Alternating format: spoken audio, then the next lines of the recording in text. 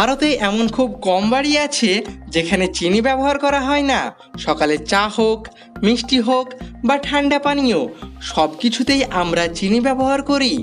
কিন্তু কখনো কি ভেবেছেন আপনার ঘরে যে সাদা ঝকঝকে চিনি আসে সেটা আসলে কিভাবে তৈরি হয়? চলুন আজ আমরা একটি মজার যাত্রায় বেরিয়ে পড়ি। কৃষকের মাঠ থেকে শুরু করে বিশাল কারখানা পর্যন্ত চিনি তৈরির পুরো প্রক্রিয়া জানার জন্য। প্রথমে শুরু হয় গ্রামের মাঠ থেকে। কৃষকেরা মাসের পর মাস পরিশ্রম করে আখ চাষ করেন, আর আখ যখন পুরোপুরি পেকে যায় তখন তা কেটে বড় বড় ট্রলি বা ট্রাকে করে সুগার মিলে নিয়ে আসা হয়। মিলে ঢোকার আগে প্রতিটি ট্রলির ওজন করা হয় যাতে জানা যায় কত পরিমাণ আখ এসেছে।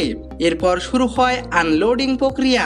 আগে এই কাজ শ্রমিকেরা নিজ হাতে করতেন, যা ছিল বেশ সময় সাপেক্ষ এবং কষ্টকর। কিন্তু এখন আধুনিক মেশিনের সাহায্যে কয়েক মিনিটেই পুরো ট্রাক খালি হয়ে যায়। দেখতে বেশ ইন্টারেস্টিং। এরপর আখগুলো কনভেয়ার বেল্ট দিয়ে ধীরে ধীরে এগিয়ে যায় কাটিং সেকশনের দিকে। এখানে বিশাল ব্লেডের সাহায্যে আখকে ছোট ছোট টুকরে কাটা হয় যাতে পরবর্তী ধাপে রস বের করা সহজ হয়।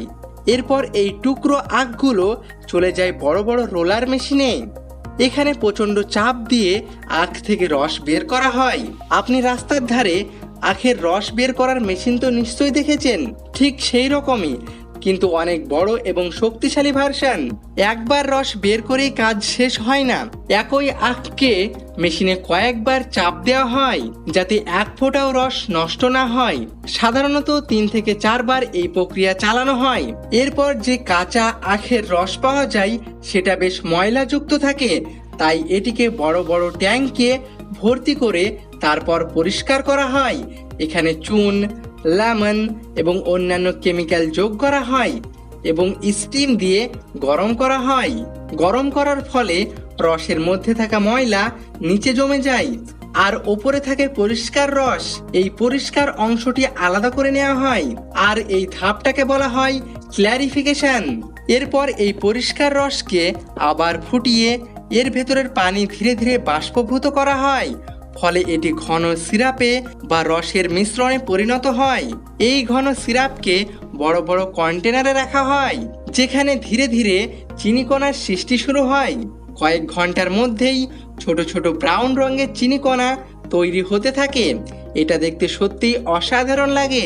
তবে এই চিনি এখনো পুরোপুরি বিশুদ্ধ নয়, তাই এটিকে আরো প্রসেস করতে হয় স্টিম, ফিল্টার এবং সেন্ট্রিফিউজ মেশিনের সাহায্যে, যাতে একেবারে সাদা, পরিষ্কার এবং বাজারে বিক্রয় উপযোগী চিনি তৈরি হয়। এরপর চিনি শুকিয়ে নেওয়া হয় এবং বিশেষ মেশিনের মাধ্যমে সমান আকারে সাজানো হয়। সবশেষে এগুলোকে প্যাকেট করে স্টোরে রাখা হয় এবং সেখান থেকে বিভিন্ন জায়গায় সরবরাহ করা হয়।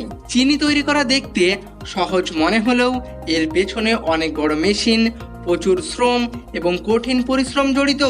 এই কারখানায় কাজ করা মানুষেরা প্রতিদিন অনেক কষ্ট করে কাজ করেন, ধুলো, গরম আর কঠিন পরিবেশের মধ্যে থেকেও। তাদের প্রতি সত্যিই শ্রদ্ধা জানানো উচিত। এই ভিডিওটা কেমন লাগলো কমেন্ট বক্সে জানাতে ভুলবেন না, আর বন্ধুদের সাথে শেয়ার করুন যাতে সবাই জানতে পারে চিনি আসলে কিভাবে তৈরি হয়।